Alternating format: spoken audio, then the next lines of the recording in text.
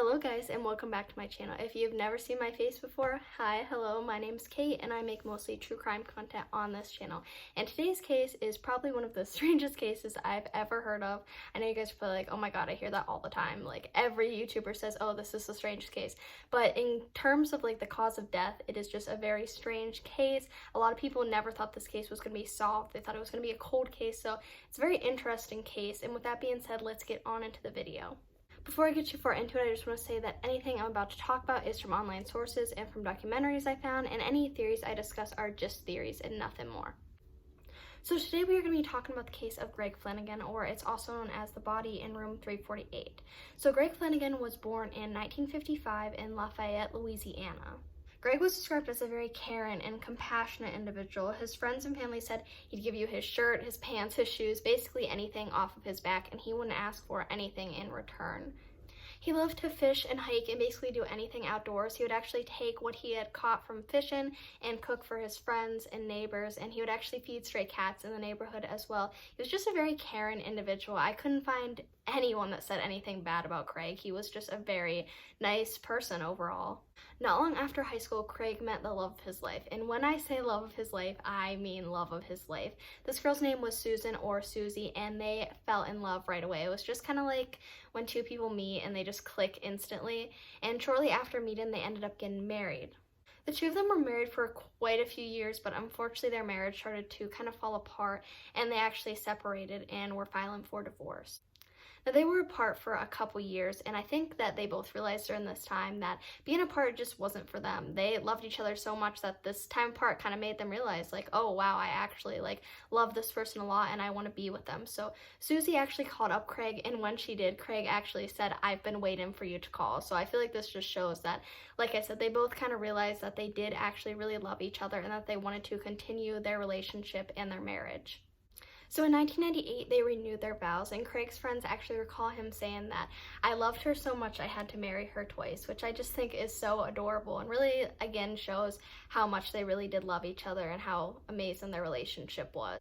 So at this point, both Craig and Susie were in their 40s, and they kind of just wanted to spend time together. I mean, they had spent a number of years apart, and now they finally were married again, and everything was going well. So they both really liked traveling, so they would travel quite a bit, and they had quite a bit of money to do this. Craig actually had started his own business and was working in the oil industry, and Susie ran a bed and breakfast. So they both made quite a bit of money and were able to travel a lot and spend a lot of time together doing that.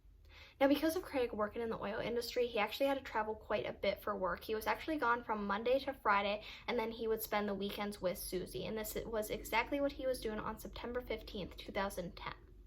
Craig at this point was 55 years old, and he was staying at the Elongate Hotel in Beaumont, Texas, which was about 2 hours away from where him and Susie lived, and this was where he would basically travel all the time, the Monday through Friday. He would usually always stay at this hotel, usually always get the same room. On the night of September 15th, everything was as it usually was. Greg was a very routine person, or a creature of habit. He basically did the same thing every night that he went to this hotel. He would sit down, lay down on his bed, grab a snack, and watch a movie. He would actually lay down a towel on top of his bed sheet he would put his cigarettes on, his ashtray, and then usually like a snack or something. He did this just to prevent crumbs from getting under his bed, which I completely understand because I'm a person who absolutely hates crumbs under the covers. I think a lot of you guys can agree with that as well. So that's what he was doing. He was doing his normal thing. He did all of this and then was gonna lay down, eat a snack, and watch a movie. So at about 7 p.m., Greg and Susie were actually talking on the phone. They did this basically every night and throughout the day. They just like to stay in touch since Greg was so far away. And Greg basically told Susie exactly what I was telling you about how he was about to lay down and watch a movie. And Susie actually said that she was working on the taxes. They ended their call and they emailed back and forth a little bit between each other, and the last thing Greg would say to Susie was, "You're doing great, babe," and then he would start his movie. But unfortunately, like I said, this would be the last email Susie would ever get from Craig. Now, like I said, Greg liked to have a snack when he watched his movies, so at some point he decided to get up and make a bowl of popcorn. He put it in the microwave, but all of a sudden when he did this, everything in the room basically just turned off. The AC, the TV, the lights, the microwave, obviously, all turned off, and Greg realized that he probably shorted a fuse, so he called down to the front desk and they said a maintenance person would be up soon. So Greg waited around a little bit. He eventually heard a knock on the door, and he let the maintenance man in, and he fixed the fuse, and Greg said thank you to him, and he left. But unfortunately, this would be the last time anybody would see Greg alive. So the next morning on September 16th, Susie tried calling Greg several times, and he wasn't answering, which was really weird because Greg, again, was a creature of habit. He was a very punctual person. He would always usually pick up on the first ring, and if he couldn't, he would usually text Susie and tell her why he wasn't answering. So for him not to be picking up or answering her text was really weird. Not only this, but Greg actually had a meeting that morning at 9 a.m. and he never showed up to it, which again was very weird because he was a creature of habit, a very punctual person. So for him not to show up to something at his job, which I don't think he had barely ever called into. This was something he loved to do. This was his job. So for him not to show up to this meeting was very strange. So his coworkers actually contacted the hotel manager at the Elongate Hotel, and they went there and went with the hotel manager up to his room to knock on Greg's door. They knocked on his door several times and there was no answer, so they decided to just use a key and go in. But when they did, they saw Greg Fleniken on the floor, unresponsive. They thought maybe at first Greg had maybe just drank too much or something, maybe had just passed out on the floor, but he was blue and they checked for a pulse and there was no pulse, so they decided to call 911 at this point. When police arrived, including the lead detective on this case, Detective Apple, it seemed pretty cut and dry to them. It seemed like Greg had died because of natural causes. Greg had absolutely no bruises or marks anywhere on his body besides a small bruise on his face, which was consistent with a fall, and he still had a cigarette in his left hand. It seemed like he had gotten out of bed and was trying to go for help. Maybe he knew something with his body was wrong, but unfortunately he collapsed before he got to the door because he was actually just a couple feet away from it when he fell. Now, it didn't seem too weird that Greg could have died because of natural causes. I mean, he was 55 years old and he smoked very heavily. Susie even said he had a very bad smoker's cough and he hardly ever went to the doctor. He was one of those kind of people that did not like going to doctors. He did not believe in modern medicine and stuff like that, and he hardly ever exercised as well. He wasn't in too bad of shape, but people believe that maybe all of these years had maybe just caught up to him with the smoking and not exercising and hardly ever going to the doctor. So with that being said, they called Susie and told her what had happened, and she, of course, was upset, but she was very, I guess, happy in a way that Greg had went out in a natural way. She said that he had always said when he saw somebody on TV or somebody that had passed away very peacefully that he was like, oh damn, I hope I go like that. So even though Susie was obviously very, very upset and distraught, she was happy he hadn't died in a very, tragic and horrible way, that he had went kind of peacefully. And a lot of people were saddened by Greg's death. This was a person that had touched a lot of people's lives. Greg was a very compassionate person, and he made so many friends over his lifetime and had so much family. But again, they were willing to accept the fact that, he had died from natural causes. They had known that he was, a heavy smoker and the things that I mentioned before. So to them, of course, they were saddened by his death, but they, again, like Susie, they were kind of happy to know that Greg wasn't hurt in his kind of final moments. The only thing investigators did find weird about Greg's death and the hotel room he was in was that the door to the outside was a little bit cracked open, but he was on the 3rd story, so it's not like somebody had scaled the hotel and gotten up there. I mean, it would be really hard to do, but they actually did take his body in for an autopsy anyways. Now, when the medical examiner was doing Greg's autopsy, he expected it to be very routine. I mean, this was a man who had just died from natural causes, so he expected it to actually take under an hour. But that was until the medical examiner opened up Greg's body, and that's when he saw extensive internal injuries to Greg's body. So real quick, I am just going to be looking down to read off Greg's internal injuries. So when the medical examiner opened up his torso, they found an extreme amount of blood, as well as small lacerations to his intestine, liver, and stomach. He also had 2 broken ribs and a hole in the right atrium of his heart. And on the outside of Greg's body, again, they had found that mark on his cheek, but they also had found a laceration on his scrotum as well. So at this point, the medical examiner ruled this a homicide. This was not natural causes whatsoever. Somebody had actually beaten Greg to death, the medical examiner thought, which was weird because he didn't have any bruises or anything on the outside of his body. They believed that the laceration on the scrotum had been from somebody maybe kicking him extremely hard. So when the medical examiner told the detectives this, they were stunned. Again, this was something that was very weird to them because he had no external injuries. He had no bruises. If somebody had beaten him to death, don't you think there would have been bruises on the outside of his body? But besides the mark on his cheek, that was literally all that he had on the outside of his body, besides the laceration to the scrotum.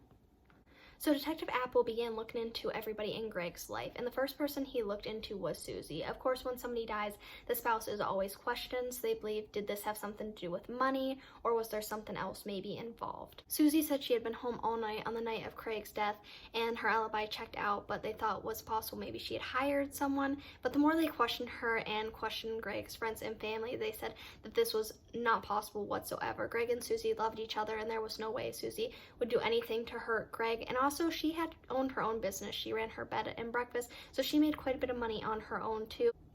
They asked Susie if Craig had any enemies, but she said no. This was a very well-liked and respected man. He had a lot of friends, and she couldn't really think of anybody that would want to hurt him. They asked her if she knew of anyone in Beaumont where Greg worked and stayed at the hotel at, if he had any problems with anybody, but again, she said no. He was a creature of habit. He literally worked and then would go back to his room at night. He would never go down to the hotel bar, never usually go out unless he needed to. He would just usually work and then go to the hotel, go to his hotel room and sit and watch a movie and eat. The next thing detectives decided to do was look at the hotel. The hotel actually did have security. It didn't have it in the hallways or anything, so they couldn't see if anybody had went into his room, but they did have it in the entranceways and in the hotel lobby, so they decided to look through that and to look at the hotel staff to see if anybody was sketchy. They didn't find anything weird on the hotel security cameras. It was mostly just guests coming in and out, but they did find that the maintenance guy that had went up to Greg's room that night was actually a registered sex offender.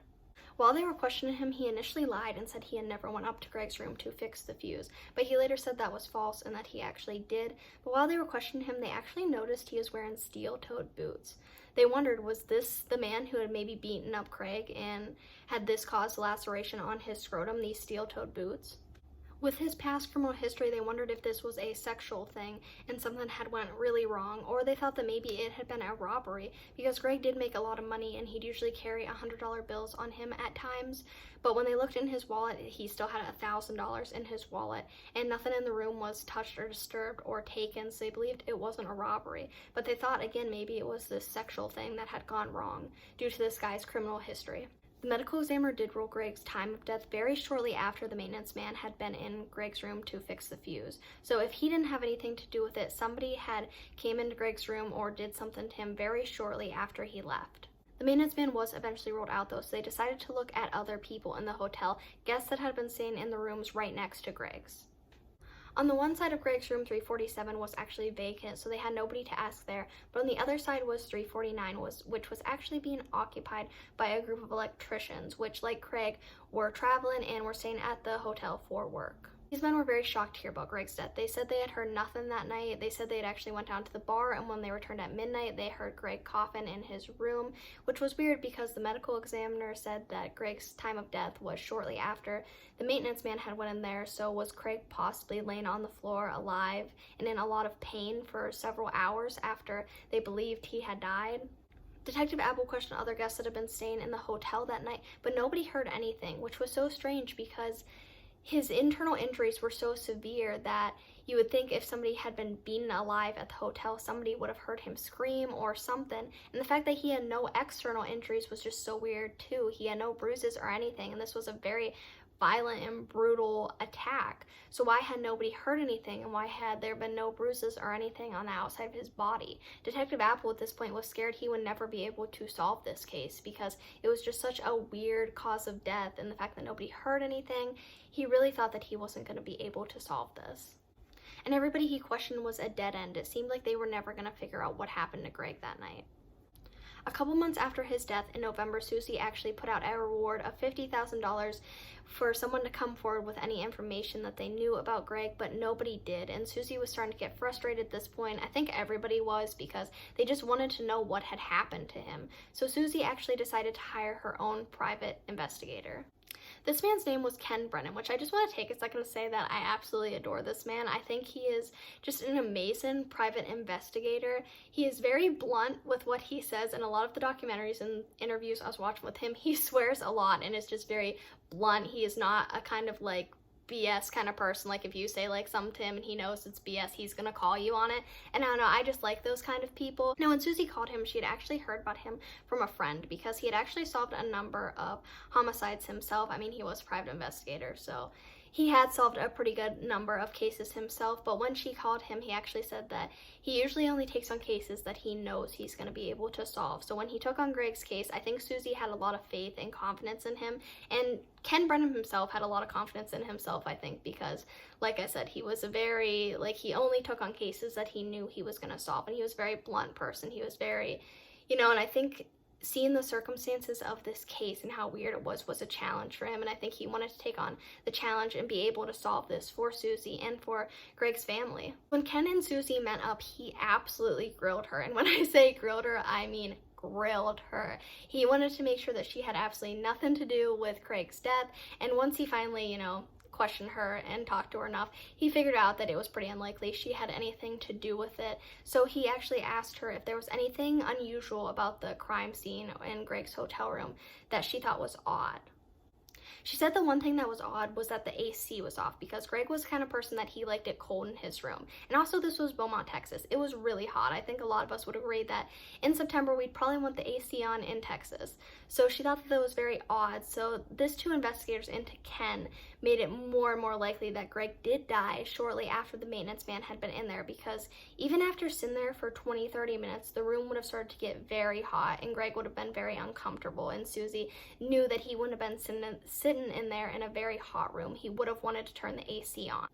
So Ken Brennan met up with Detective Apple, who was actively still working on Craig's case, and they decided to go back to the hotel. At this point, it had been several months after Greg's murder, so the room had already been cleaned out and everything like that, but this was Ken's first time going to the hotel room, so he wanted to get a feel for himself to see what exactly he thought had happened. So Ken and Detective Apple were looking around the hotel room, and they were there for a little while when Ken came to the realization, oh my god, I think I might know how Greg had died this night. So he took out his cell phone and he actually called Susie, and he asked her if Greg was right-handed or left-handed, and she said that he was right-handed, which was odd because the cigarette that was found in Greg's hand was actually in his left hand. Another thing that had happened that night was when Greg blew the fuse to his room, it actually blew a fuse to the room next to him, room 349, where the electricians were staying the night of Greg's death. Now, these men were drinking pretty heavily this night, and Ken believed that maybe when the fuse had blown out, that these men had gotten so mad and been so drunk that they actually came over and had beaten Greg up. Ken believed that the electricians had maybe knocked on Greg's door, and when Greg was getting out of bed, he had switched his cigarette from his right hand to his left hand, and when Greg opened the door, these men had beat Greg to death. This would explain why the cigarette was still maybe in Greg's left hand, because when he was beaten, he fell on the floor and his cigarette was still in his left hand, and it would also make sense why the AC was turned off, because his death had occurred right after the fuse had shorted out, so he never got to turn the AC back on again. The only thing that didn't make sense with this theory was the fact that, again, Craig had no external injuries to his body. You'd think if these men had beaten him up that he would have some external injuries. So Detective Apple and Ken actually decided to go question these men once again, and also question their coworkers and bosses to see if maybe something had happened that night and they had told one of them about the murder. When they were questioning their coworkers, none of them had said they had heard anything about a murder in a hotel room. They'd heard nothing like that. But one of their coworkers said they'd actually heard of a shooting at a boarding house. And when Ken heard this, he was obviously like, that's not the case we're talking about. We're talking about this guy that had died in a hotel room. But again, nobody had heard of that. But when he had heard about this gun that had went off in a boarding house, something kind of clicked in Ken's brain. He told Detective Apple that they needed to go back to the hotel room once again, which Detective Apple was very confused, because he thought that they had went over everything in the hotel room and there was really nothing left to find there. But Ken was very insistent that they need to go back to the hotel room. When Ken and Detective Apple got there, Ken said that he believed Greg had died from a gun and that they needed to look for a bullet hole or a bullet or something in the room. Now, they weren't sure if they were going to find anything, because at this point it had been months and months after Greg's murder. So they looked in the hotel room for a while, and they were actually just about to give up when they were walking to the door to go out of the hotel room, and they saw a hole behind the door. And this wasn't the type of hole that, when you open the door, it wasn't like the door handle had been hit in the wall or anything like this. It was actually up higher than the door handle. So Detective Apple and Ken actually decided to go to the next room over, 349, and look if there was an adjacent hole. And sure enough, when they went to room 349, there was a hole in this exact same spot in that room, and it had actually been filled in with toothpaste. And at this point, Ken knew what had happened that night. Ken believed that a gun had went off in room 349 and it ultimately hit Greg, which was what caused his death. And to prove this even more, they used a laser and pointed it through the hole, and it went perfectly where Greg would have been laying when he was sitting in bed watching his movie. To further prove that this was a bullet that had killed Greg, Detective Apple and Ken went to the medical examiner and they asked him if they believed that Craig's death could be due to a bullet hole. And the medical examiner said right away, like, no, that's 100% not possible. I did not find a bullet or a bullet hole anywhere in Greg's body. They decided to take a look at the autopsy photos, and right when they did, they could see a clear line of the bullet going through and just destroying Greg's internal organs. It started with the scrotum and went all the way up to the heart, and that's why he had all those lacerations in his intestines and kidneys. The bullet had went right through his body and is what ultimately killed him. The theory now was that Greg had been laying in bed minding his own business. This was not long after the maintenance man had came up to fix the fuse. He had resumed his movie, and it had been so shortly after the maintenance man had came back that he actually never turned back on the AC. The room hadn't gone that hot yet, and Greg might have just forgot. And while he was laying there, a gun had went off in the room in 349, and this had hit him in the scrotum, and he had tried to get up to go for help when he switched his cigarette from his right hand to his left hand, where he ultimately fell just a few feet from the door, and that's where he ended up dying. Ken and Detective Apple knew right away that they had to go and question these men in room 349. These men had actually been from Wisconsin, and they had, like I said, they had been traveling down to Texas for work and had been staying in this hotel. So Ken and Detective Apple decided to take the trip up to Wisconsin and question these men. The three men in room 349 were Tim Steinmetz, Lance Mueller, and Trent Pacino, and they decided to start out with questioning Tim. Tim told them about everything that had happened that night and answered all of their questions that they wanted to know, of course leaving anything out about a gun. And when the interview was over, they asked him to sign a statement, and once he signed that, that's when they knew that they had him. And he asked to leave, and this is when Ken said that he was allowed to leave until he signed a false police statement. They told Tim that they had known about a gun going off in the room that night, and they know that he knows more than he just told them, and that he needed to come clean and tell them what really happened that night. Tim said that the three men were drinking that night when Lance Mueller asked Trent Pacino to go out to the car and get a bottle of whiskey and also Lance's 9mm handgun. When Trent returned, Lance took the handgun and started playing around with it and started pointing it at the others, which obviously scared them, and they told him to put the gun down. But it eventually ended up going off, and Trent actually thought that he had been hit because Lance was pointing it right at him, but then turned around and realized that it had actually went into the wall. Instead of checking to see if anybody had been in the next room and had been injured, Lance decided just to take the gun back down to his car, and the three men went down to the bar and drank the rest of the night. Tim said he wasn't sure if anybody was staying in room 348 the night that the gun went off, but when he returned to his room and heard the man next door cough, he assumed that everything was all right and they just went to bed. The next morning when they had heard about Greg's death, I think that they had kind of came to the realization like, oh my god, we might have just killed this guy, but when they heard that it was natural causes, but then switched to maybe somebody had beaten Greg up, they just assumed that they had nothing to do with Craig's death and just moved on with their life instead of coming forward and telling the police about the gun that went off that night. Had they just told police what had happened that night, this investigation would have been solved way sooner. They had Tim call Lance, and Lance admitted that he was the one who pulled the trigger that night, and then Lance was ultimately arrested for the murder of Greg Fleniken. Lance Mueller's sentencing was in October of 2012, just a little over 2 years after Greg's death, and the judge sentenced him to 10 years in prison. Because of Tim and Trent's cooperation with the police and testifying against Lance, they weren't charged or sentenced with anything involving Greg's death. According to Susie, Lance did not show much remorse for Greg's death, and a lot of people really do believe that if he or one of the three men had came forward earlier with this, that Lance wouldn't have even gotten sentenced. He might have got probation or something, but even that, if they would have just came forward earlier, a lot of people believe that he would have gotten no prison time whatsoever. Some people still do question if the men did believe that they had something to do with Craig's death. I mean, the fact that the medical examiner did rule it as natural causes, and then the fact that maybe somebody had beaten up Greg, maybe to these three men, they believed that they had nothing to do with Greg's death and that this was just a coincidence that a gun had went off and then this man had died the same night. So maybe in their head they just tried to believe that they had nothing to do with it, but other people believe that they knew that they had something to do with it and they just covered it up for all those months. Some people also wonder if the men actually did hear Greg cough that night, or if it had been maybe another night and they had just mistaken it for that night, or if they never heard Greg cough at all and they just made that up. If he was coughing, that means Greg kind of died a slow and painful death, which is really sad if he was alive for all those hours, but if they did mishear or make it up or something like that, then Greg could have just died right away, and at least he wouldn't have had to suffer through all of that pain. In court, Susie finally got to address Greg's killer, and she said, "I have waited over 2 years to look you in the face, eye to eye, and simply have the chance to speak directly to you. You would never have come forward with the truth. You murdered him. No, you didn't intentionally seek him out to murder him, but you murdered him. With every lie you told, with every intentional selfish deception, with every cover-up over and over again, you saw his body taken out of the room in a body bag the next day. You knew you killed him. He meant nothing to you."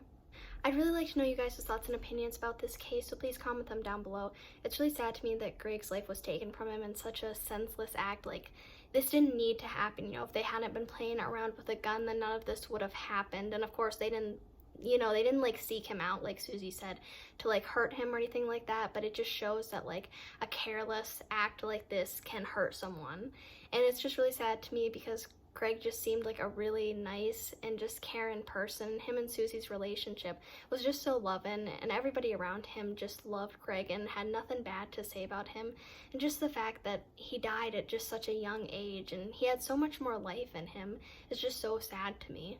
Anyways, with that being said, I'm gonna go, and I hope you guys are having an amazing day, and I will see you in my next video. Bye, guys.